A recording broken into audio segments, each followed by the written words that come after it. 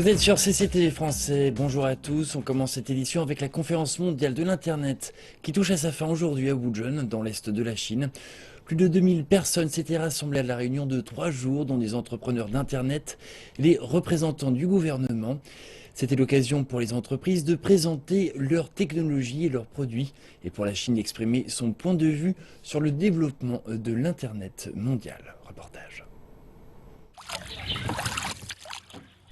L'ancienne ville pittoresque de Wuzhen était la scène d'un sommet mondial sur la nouvelle industrie, celle de l'Internet.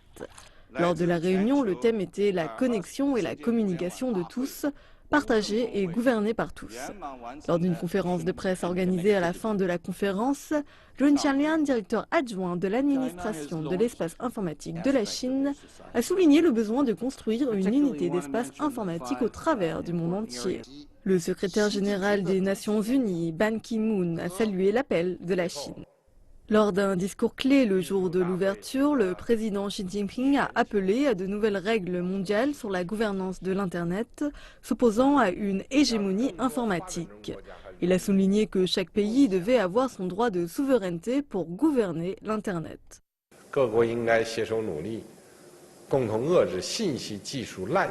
Tous les pays devraient se rassembler contre l'abus de la technologie informatique, la surveillance de l'Internet et les attaques informatiques contre un espace informatique armé. Les propositions de Xi Jinping ont soulevé des discussions lors de la conférence. Chaque pays a un rôle à jouer en ce qui concerne la sécurité informatique. Chaque pays doit travailler ensemble pour combattre le terrorisme, tout comme chaque pays doit travailler ensemble sur les questions de sécurité liées à l'informatique. L'avis de la Chine sur ce qui se passe sur Internet et partout dans le monde est très important. C'est bien d'organiser cette conférence ici et d'entendre des points de vue de pays asiatiques sur le développement de l'Internet. Nous devons partager nos idées. Je viens du Chili et l'Internet a également une grande influence sur notre société et change la façon dont les gens construisent leurs relations, la manière dont ils achètent leurs produits, et nous devons parler de cela et discuter de comment bénéficier davantage de l'Internet. Je pense que la Chine y joue un rôle important et que la Chine est également un meneur du développement de l'Internet. Il est important d'être ici pour voir ce que le pays pensera du développement de l'Internet à l'avenir. La conférence mondiale de l'Internet à Wuzhen présente également des produits technologiques avancés qui commencent déjà à changer nos vies. Lors d'une exposition appelée La Lumière de l'Internet, près de 260 entreprises du monde entier ont présenté leurs produits novateurs, tels que des voitures sans conducteur, des caméras de réalité virtuelle et la technologie de communication 5G. La supervision du secteur de la finance en ligne a suscité de grandes discussions durant la conférence mondiale de l'Internet. Alors que certains experts recommandent une division claire entre les nouvelles activités financières et celles plus traditionnelles, d'autres pensent qu'il faut être plus strict en prenant des mesures contre les collectes de fonds illégales. La finance en ligne est entrée dans une période de grande croissance en Chine, mais la fraude financière, un cycle en dents de scie et une supervision floue sont quelques-uns des problèmes liés à la finance en ligne. Certains experts suggèrent d'élever les normes pour les compagnies financières en ligne qui entrent dans les secteurs traditionnels. Je pense que les organismes de supervision doivent établir une liste négative pour les choses que la finance en ligne ne peut pas toucher. Si vous êtes juste fournisseur de services de sous-traitance en ligne, alors vous serez encouragé. Mais vous ne pouvez pas établir une réserve d'argent, vous ne pouvez pas collecter de fonds illégalement. D'autres experts suggèrent que la fraude financière en ligne n'a pas perturbé l'ordre du marché et que la supervision doit être renforcée. Pour efficacement éviter les risques d'opérations illégales et de fraude financière, nous devons améliorer l'application de la loi et améliorer la supervision. Toutefois, la finance en ligne a ses avantages dans l'identification des risques. L'analyse des grandes données a été de plus en plus utilisée pour éviter les risques et récompenser les investisseurs avec de bons crédits. Il n'y a qu'une loi forte qui puisse aider à mieux fusionner le monde de la finance traditionnelle et de celle en ligne. Aujourd'hui à Beijing se tient le second jour de la conférence de travail centrale sur l'économie de Chine. Ce colloque réunit les dirigeants du pays afin d'établir un programme économique national. Ce rendez-vous annuel à huis clos permet de passer en revue les progrès économiques réalisés en 2015 et de définir un plan d'action pour 2016. L'une des tâches majeures du groupe sera de fixer un objectif national pour la croissance du produit intérieur brut au cours de l'année à venir. Les experts expliquent que la stabilité de la croissance économique reste prioritaire pour l'année prochaine, qui sera la première année du 13e plan quinquennal. Ce pourrait être synonyme de pression économique à la baisse. Un objectif de croissance du PIB situé entre 6,6 et 6,8% est également attendu. La politique monétaire, une réforme financière ainsi qu'une réforme du régime des entreprises étatiques figurent également parmi les thèmes qui seront abordés. Le ministère chinois de la Défense a déclaré qu'un bombardier américain B-52 a survolé les îles chinoises de Nansha le 10 décembre dernier. Le secrétariat chargé de la communication du ministère a déclaré que l'armée chinoise avait étroitement surveillé les activités du bombardier. Elle lui avait adressé de nombreux signaux d'alerte. Le ministère rappelle que l'armée américaine a récemment envoyé des navires et des avions dans la zone, créant ainsi des tensions. Il a par ailleurs rappelé que ce type de comportement menaçait la sécurité du personnel et des installations chinoises sur les îles. Le ministère de la Défense a réaffirmé qu'il s'agissait d'une provocation militaire sérieuse qui compliquerait la situation en mer de Chine méridionale. Le ministère de la Défense a appelé l'armée américaine à cesser immédiatement ce type d'activité et a indiqué que la Chine prendra toutes les mesures nécessaires pour sauvegarder sa souveraineté nationale et pour maintenir la paix et la stabilité dans la région.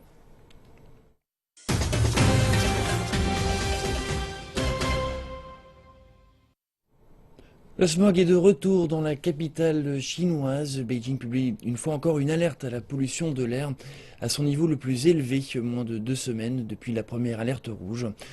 Aujourd'hui marque le début des 4 journées à venir de smog.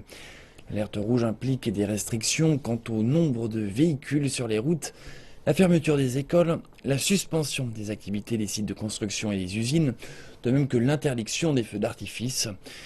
Les horaires de service des transports publics seront pour leur part étendus. Les autorités météorologiques suggèrent aux habitants de prendre des mesures de précaution et de tenter de réduire les activités en extérieur. La première alerte rouge de Beijing a été émise le 7 décembre pour une durée de 3 jours. La ville voisine de Tianjin envisage également d'exclure près de la moitié des véhicules des routes après avoir publié une alerte orange, le second niveau de dangerosité. La province voisine du Hebei est elle aussi en état d'alerte orange. À Beijing, la forte pollution fait le bonheur des constructeurs chinois de voitures électriques. Depuis longtemps, la capitale chinoise applique des restrictions aux véhicules autorisés à circuler sur les routes. Au cours d'un récent pic de pollution, la ville avait également imposé la circulation alternée un jour sur 2 aux véhicules à essence. Cependant, les véhicules électriques sont libres de circuler tous les jours, une mesure qui suscite un intérêt grandissant. Propre, silencieux et capable d'atteindre rapidement la vitesse nécessaire, voilà quelques-uns des avantages des véhicules électriques. Mais dans la capitale chinoise envahie par le smog, le meilleur argument de vente reste la liberté. Pour un montant inférieur à 120 000 yuan, soit 20 000 $, Chen Lao a acheté sa voiture électrique le mois dernier. Les 90 000 yuan supplémentaires permettant de finaliser l'achat ont été subventionnés par le gouvernement. Il n'y a pas de restriction, vraiment pas. Tous les jours, je dois prendre mes enfants à l'école, c'est donc très important. Je n'ai pas à me soucier de savoir quels sont les numéros de plaques d'immatriculation qui sont autorisés sur la route. À Beijing, les ventes de ce type de véhicules connaissent une croissance impressionnante. Cette concession, propriété de Beijing Electric Vehicle Corporation, a ouvert il y a 2 mois seulement. Lors de la seule journée d'ouverture, 154 modèles ont été vendus. L'intérêt pour ce moyen de transport ne montre aucun signe d'essoufflement. Dans notre concession, en comparaison avec le mois précédent, les demandes d'information ont augmenté de 300% ce mois-ci. Il y a encore 6 mois, nul n'aurait pu prévoir un tel enthousiasme. À ce jour et en moins de 2 mois, depuis que nous avons ouvert, nous avons enregistré 660 commandes. En plus des achats individuels, le gouvernement tente de promouvoir l'utilisation de voitures électriques en subventionnant les stations de recharge. De telles incitations sont nécessaires. Cependant, les constructeurs de véhicules électriques ont encore du travail avant de convaincre les conducteurs les plus sceptiques. Je penche plutôt pour une voiture essence, c'est plus facile pour faire le plein. Je n'aurai pas à me soucier de son autonomie. Pour moi, le premier problème des voitures électriques, c'est leur autonomie.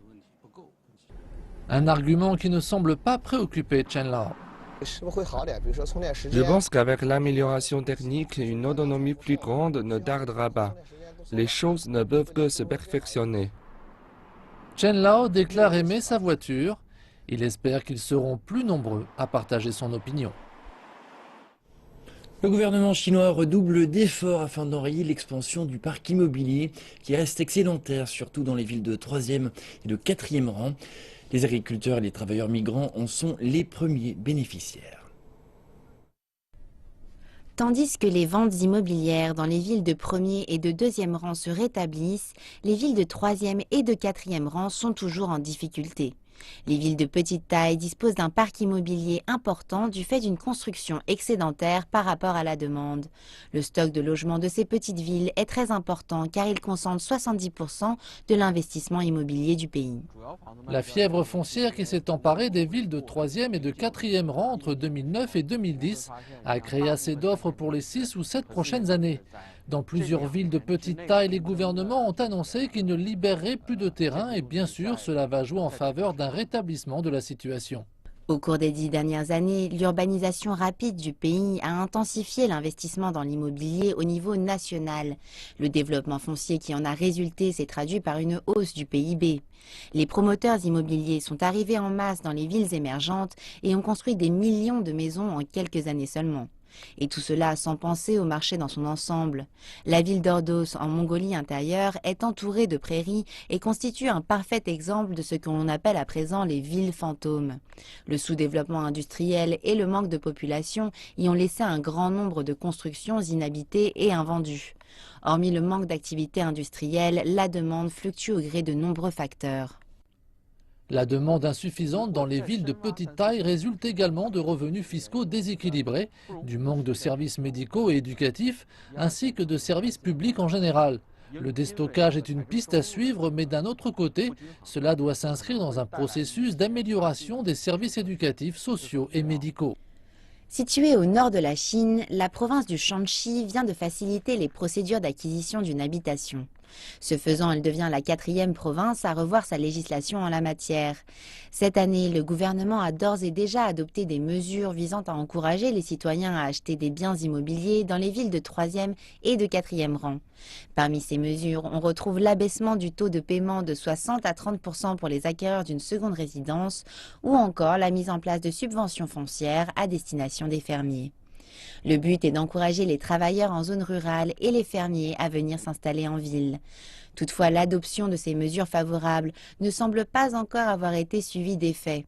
Les villes plus petites ont toujours besoin de 3 fois plus de temps pour faire diminuer leur stock que les grandes villes. Yuan Yuejin, directeur de recherche à l'Institut R&D, explique qu'il revient au gouvernement de créer des conditions attractives pour les populations dans ces villes de moindre envergure. La clé est d'introduire plus d'industrie. Le gouvernement devrait développer de nouveaux foyers de croissance dans les villes de petite et de moyenne taille. Il faut combiner cela à une production agricole, des politiques sociales et des infrastructures de transport. De cette façon, des parcs industriels et des quartiers commerçants pourraient être créés, ce qui attirerait plus de monde.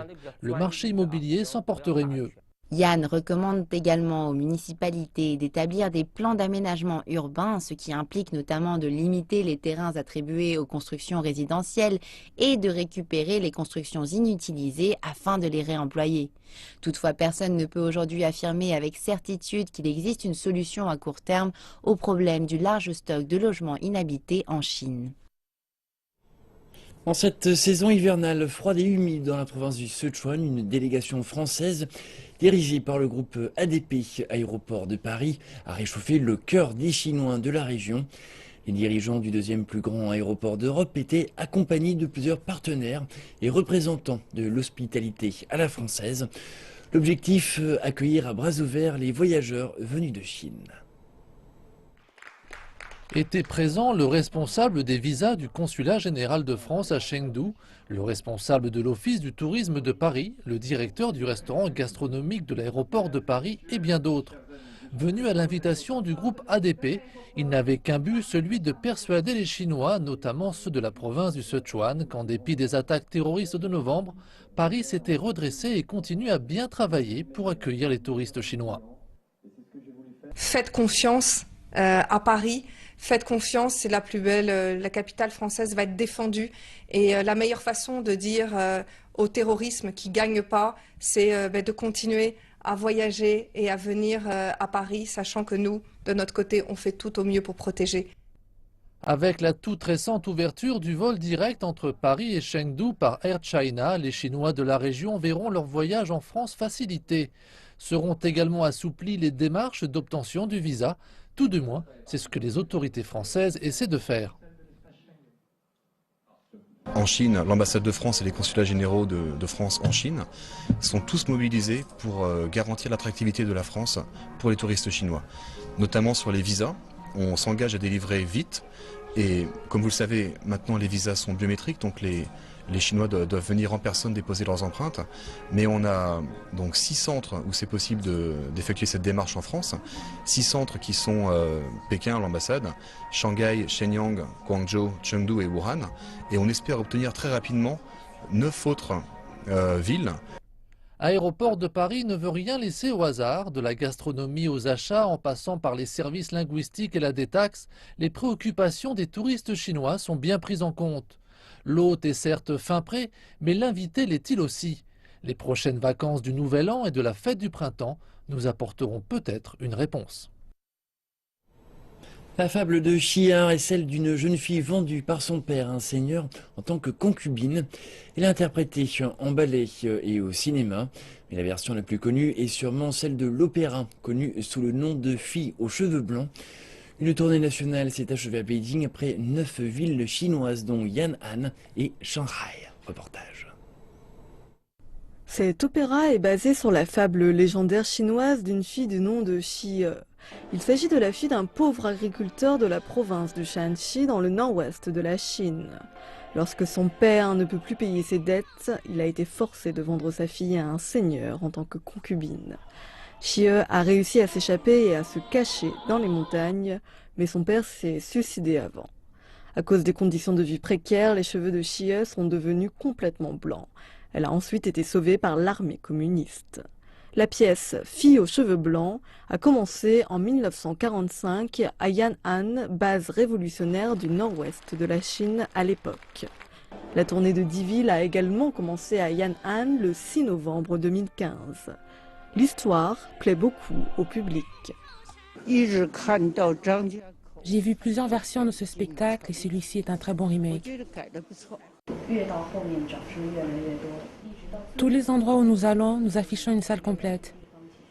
L'histoire de Xi attirera un public encore plus large grâce à la sortie d'un film en 3D à la fin de l'année.